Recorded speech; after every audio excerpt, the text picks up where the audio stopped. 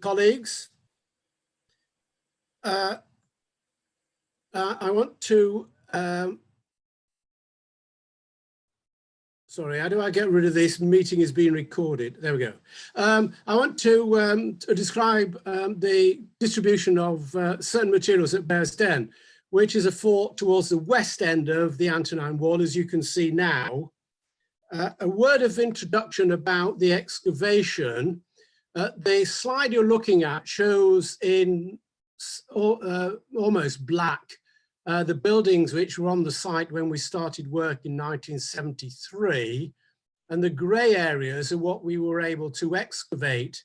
It looks a mishmash. That's because of the existence of the houses across the north part of the site, which were due to be demolished and were eventually, and a lot of the white areas where we simply couldn't get access because of the existence of trees and other materials. South side of the fort, the ground of Max home was owned by the local authority. We were able to look at parts of that, but not the houses on either side. So it's not as full an excavation as one would like. The site was part of the Antonine Wall complex, started to be built in 142, continuing for a generation. Top left is Antoninus Pius. There are two main periods to the excavation, the fort. Phase one, you're looking at, as far as we could determine it, a large fort with timber headquarters building, a single granary, as where you do find them on the Antonine Wall to its side, and part of a bathhouse and latrine top right. This was amended during construction in the following way. The north and south gates were a total guess relating to the original headquarters building, and the fort north part contained 2 barrack-blocks and three other buildings, one of which may have been a barrack-block. And there may have been a barrack-block in the south part of the fort, but we couldn't properly define this. Bathhouse top right, 2 granaries now visible. Unfortunately, the metalwork was not well preserved, so I regret to say I'm not going to say much about this at all. It was reported on by Lawrence Keppie. The excavation report, which runs to over 400 pages, is now available online through the Society of Antiquaries of Scotland website, totally free of charge for downloading. I've just put one selection of finds up to the left. The best collection to the right is part of a number of arrowheads and peel and bolts and other material dumped in the west ditch of the fort when the site was abandoned. On the whole, the metalwork from the fort falls into the same pattern, most being found in demolition deposits across the fort site, so not in the buildings very much, and most of it not of a high quality. It looks as though all the good stuff that was of any value was packed up and taken away when the fort was abandoned, which does suggest that the fort was abandoned peacefully by the army. What was interesting, and I hope interests you as it were an exercise in this, was the pottery. As you see, some of it reasonably well preserved. Jar top right from Gaul, 2 mortaria made by Sarius, and Blackburnish cooking pot and dish. When I was working on the distribution of the material across the site, I came across this BAR by Ricky Giles, and if you don't know it, I would strongly recommend it to you. She realized that we rarely get the chance to dig whole forts, so she sort of aggregated the finds from a number of sites to create patterning of the distribution of material across Roman forts. And it's highly instructive and interesting in the conclusion. So I do recommend it to you. The two buildings I'm primarily going to talk about are the Barrack-blocks, but the distribution of pottery in general was of interest for two reasons. Firstly, as you can see here, the distribution in these two Barrack-blocks, but secondly, the range of material plotted across the whole site fitted very well with Ricky's conclusions, in that certain buildings, like say the headquarters building, had very little finds in them, but in particular, buildings which I did not believe then and still don't were Barrack-blocks, produced a different distribution of pottery, indicating that they did have different purposes. So there were two really good conclusions coming out of following the distribution of material across the site. But I'm going to start with the two Barrack-blocks. We weren't able, I should say, to excavate all of these. This area in the right-hand Barrack-block was not available for excavation. That was the main lacuna in the distribution, in the excavation of the Barrack-blocks.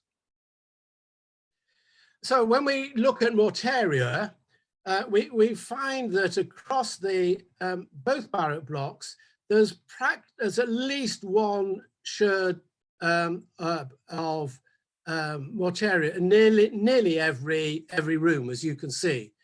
So it does suggest that the preparation of food is taking place in the Barrack-blocks.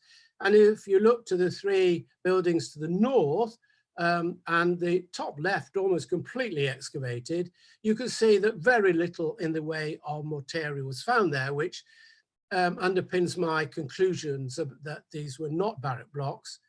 This particular area here was a dump, and so a lot of material came from this area, but outside the buildings.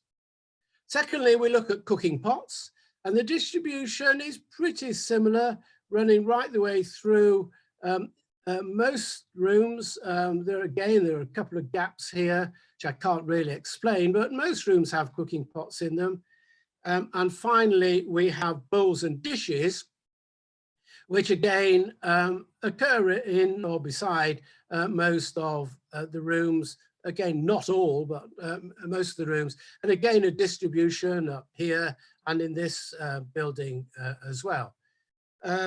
So I don't think those buildings are Barrack-blocks, but the ones we're looking at suggest to me that what we are seeing here is the preparation of food in the Barrack-blocks, the cooking of food in the Barrack-blocks, and then the eating of food in the Barrack-block in bowls and dishes. And the fact that it's in bowls and dishes that we find here and not plates, which we find elsewhere, suggests that the food is being eaten with fingers.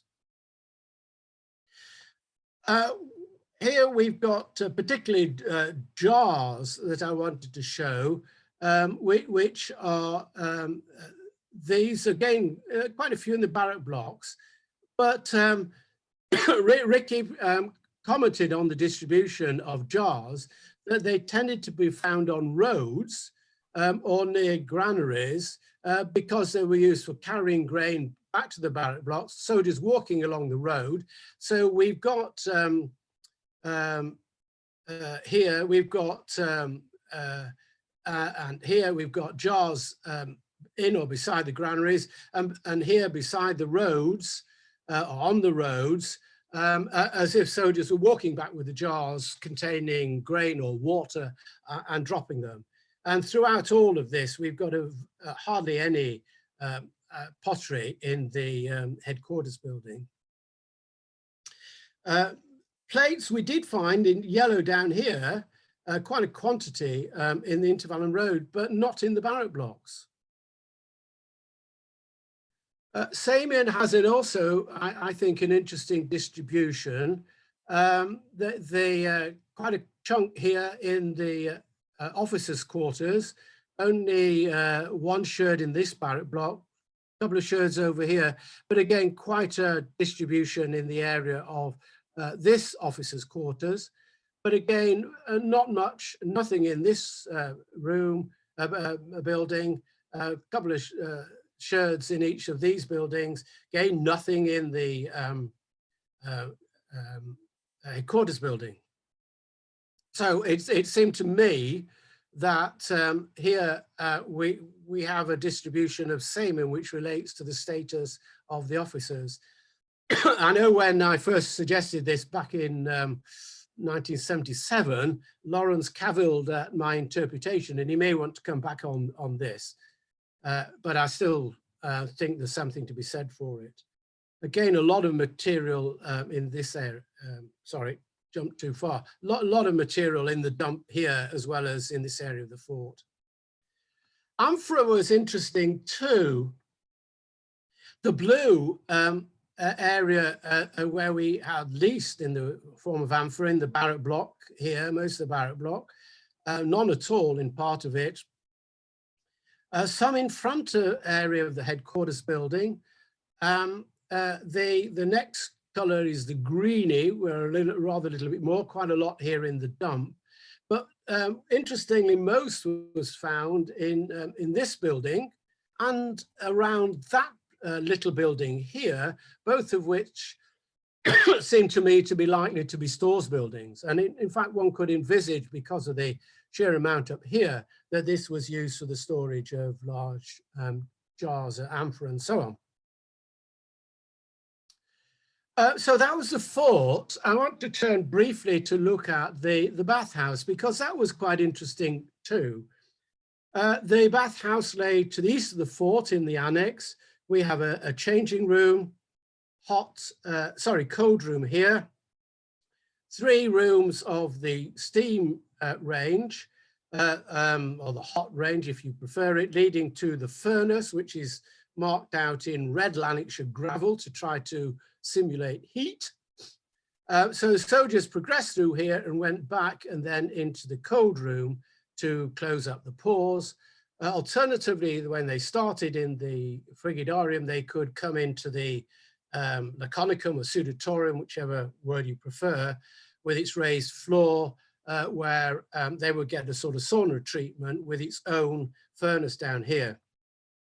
This building at the very bottom was an earlier bathhouse, not completed, but demolished, presumably when the large enclosure was divided into 2. And interestingly, in it, in the center, there was a hearth on top of the clay, which had not been removed. I think the roof had been put on because all the voussoirs were damaged as if they'd been taken off. But in the middle was a hearth, and beside the hearth,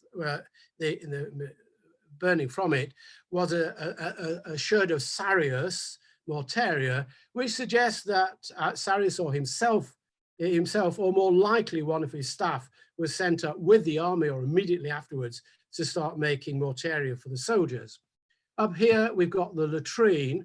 Its position is significant because the entrance to the bathhouse was right over here. There's a side door here, apparently. But if you were here and you wanted to go to the latrine, you had to trail all the way back outside and right the way around to get to the toilet. That's significant, as we'll see in a moment.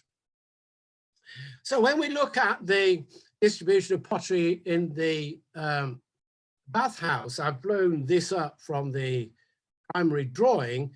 You'll see quite a lot of bowls and dishes. This area was part of the dump, so we've got high quantities there and around the building, but quite a lot in it as well. When we turn to the Samian, again, quite a lot here in the dump, but quite a lot of Samian, nearly every room apart from the changing room has Samian in it. Interestingly, when we looked at the details, there were only fragments of 2 cups, but fragments of 8 Dragendorf bowl 37. I was trying to work out why we had so many bowls. I mean, were they for drinking large quantities of wine, as you see here in this well-known painting? perhaps they were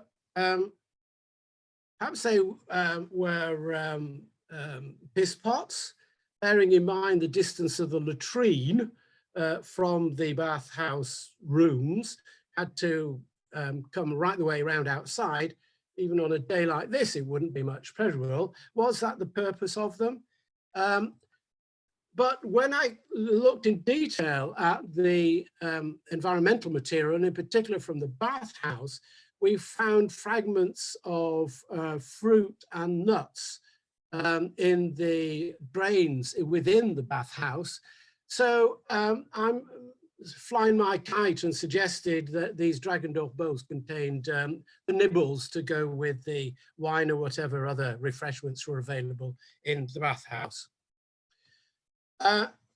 This is what we think the bathhouse might have looked like. Bottom, incidentally, is a latrine. We found rushes inside on the floor, so they could have come from the roof. Otherwise, no tiles or slates, so oak shingles, such as we see here. If we take the roof off, I must have thought I should have had another slide with the roof taken off, but it doesn't want to appear. So that's it. That's my presentation on Bearsden. Thank you.